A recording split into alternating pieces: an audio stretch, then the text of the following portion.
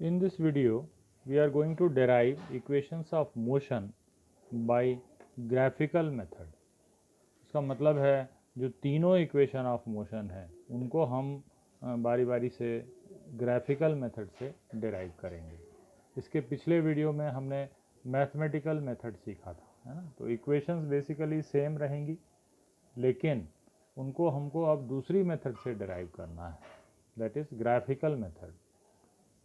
Graphical method में हम लोग वेलोसिटी टाइम ग्राफ का यूज़ करते हैं। ग्राफिकल मेथड से डिराइव करने के पहले हम लोगों को पुराना कुछ फैक्ट रिकॉल कर लेना चाहिए। वो है वेलोसिटी टाइम ग्राफ के बारे में। तो ये एक वेलोसिटी टाइम ग्राफ हमने ड्रॉ किया है जिसमें एक्स एक्सिस पे टाइम है और वाई एक्सिस पे वेलोसिटी है। कोई भी ऑब्जेक्ट इनिशियली ए पोजीशन पे है जिसके लिए उसकी जो इनिशियल वेलोसिटी है वो यहाँ पे हमने इस तरह से मार्क कर दी है। उसकी इनिशियल वेलोसिटी है u।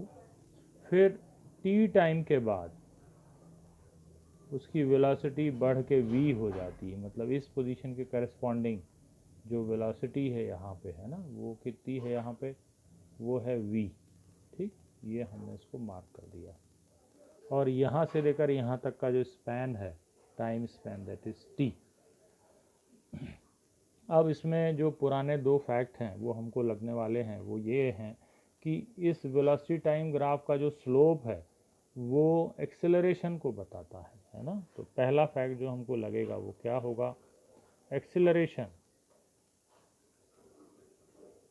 Is given by the slope of A B. ये जो वेलोसिटी टाइम ग्राफ बना उसका स्लोप। अब स्लोप हमने डिफाइन किया था कि ये जो लाइन एक्स एक्सिस से एंगल बनाती है उसका टैन लेते हैं, है ना, टेंजेंट लेते हैं, तो ये हुआ टैन थीटा। अब हमको यहाँ पे अगर टैन निकालना है तो इस ट्रायंगल में हमको ट्रिग्नोमेट्री लगानी पड़ेगी। तो अगर हम यहाँ पे इस पॉइंट को C मान लें तो tan theta will be equal to BC upon AC। तो ये हुआ BC अपॉन AC। ये हुआ फर्स्ट फैक्ट जो हमको यूज़ करना है ना। दूसरा फैक्ट जो हम यूज़ करने वाले हैं वो है डिस्प्लेसमेंट के बारे में।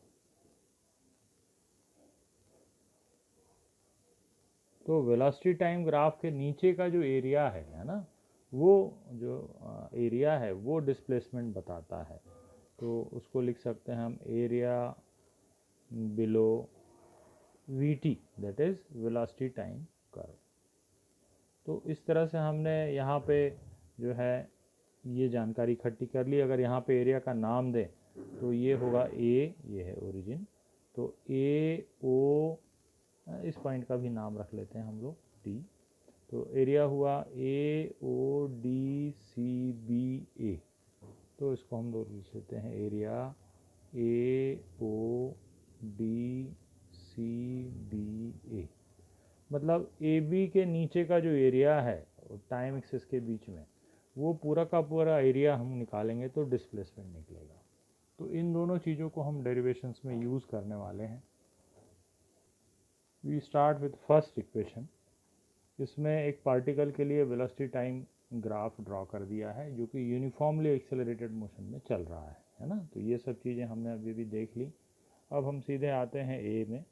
तो ए इस ग्राफ से मिलता है slope of line A B से। तो A will be given, that is acceleration will be given by slope of A B.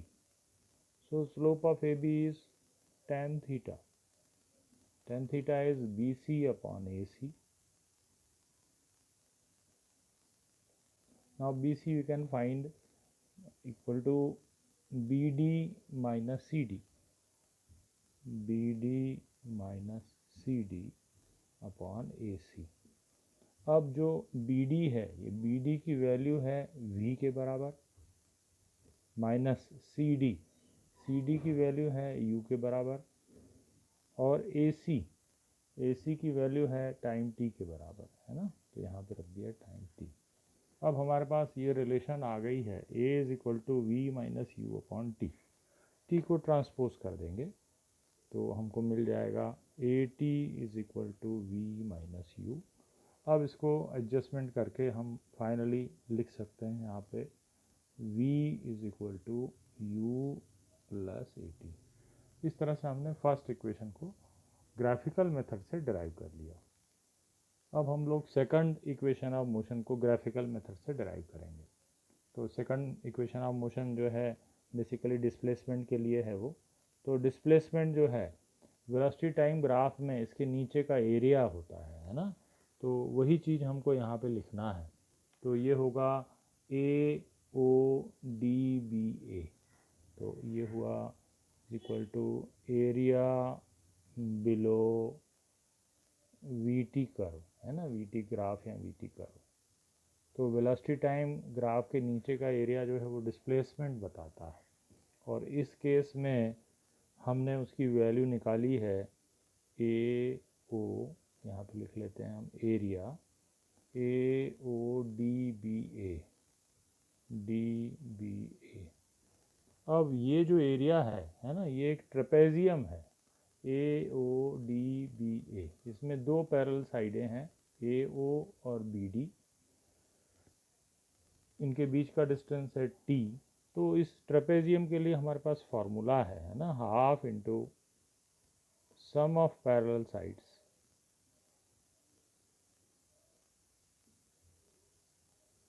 Into distance between them.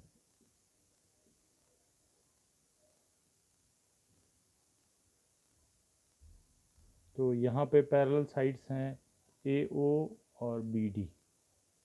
तो half into A O plus B D into दोनों के बीच का distance. अब ये parallel side है और ये पैरेलल साइड, इनके बीच का डिस्टेंस ये है ना।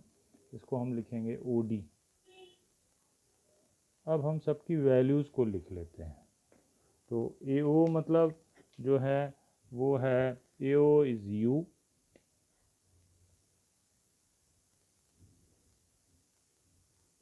प्लस बी डी मतलब ये वैल्यू है वी। ओ डी की वैल्यू है टी।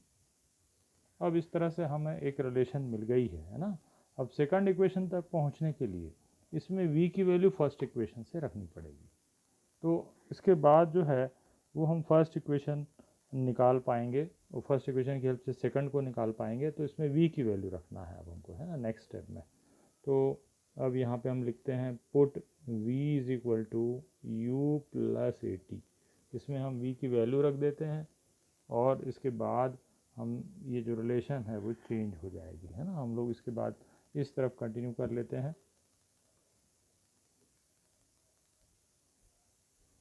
तो s is equal to half into u plus v की वैल्यू रख देते हैं u plus a t into T.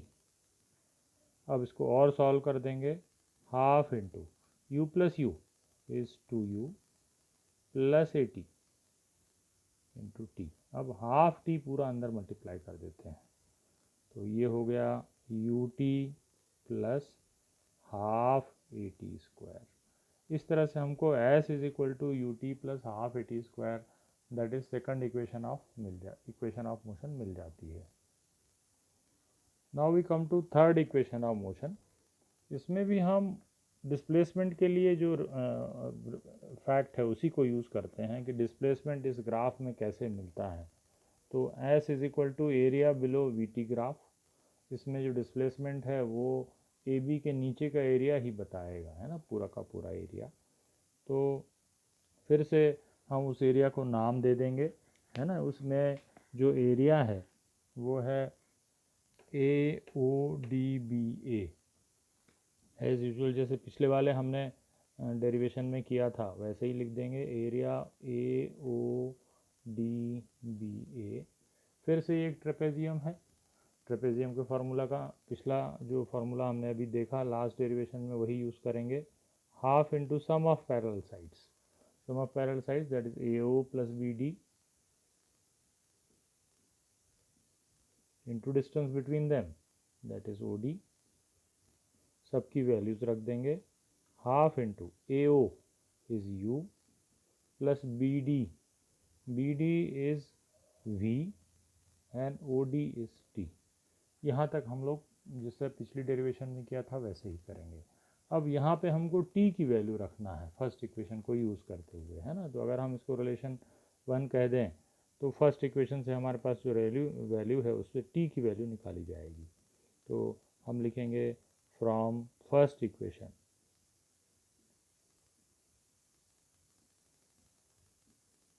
v is equal to u plus a t, इससे ए टी निकालेंगे, a t is equal to v minus u और t की value निकाल लेंगे। t इज इक्वल टू हुआ v minus u upon a. अब इस value को फर्स्ट इक्वेशन में रख दिया जाएगा, ठीक है। Put this value in equation 1, इसको यहाँ पे इसमें रख दिया जाएगा, ठीक। तो t की वैल्यू को अब हम इसमें रखते हैं, देखते हैं क्या आ रहा है, ठीक। यहाँ पे अगर हमने रख दिया तो ये था, जो ये इक्वेशन थी वो थी s, है ना। तो s is equal to half into u plus v into t की ये वाली वैल्यू हमको यूज़ करना है, v minus u upon a. अब इन दोनों को अपन सॉल्व कर देंगे, ये है v माइनस यू, ये है v प्लस यू, मल्टीप्लाई करने पे हुआ v square minus u square upon a. अब इसमें डिनोमिनेटर में आ गया 2a, इसको ट्रांसपोज कर देंगे तो इधर हो जाएगा 2as is equal to v square minus u square, u square को भी ट्रांसपोज कर देंगे, u square plus 2as is equal to v square, और ये आ गई third equation, v square is equal to u square plus 2s। तो इस तरह से हमने ग्राफिकल मेथड से तीनों इक्वेशन ऑफ मोशन को डिराइव कर लिया।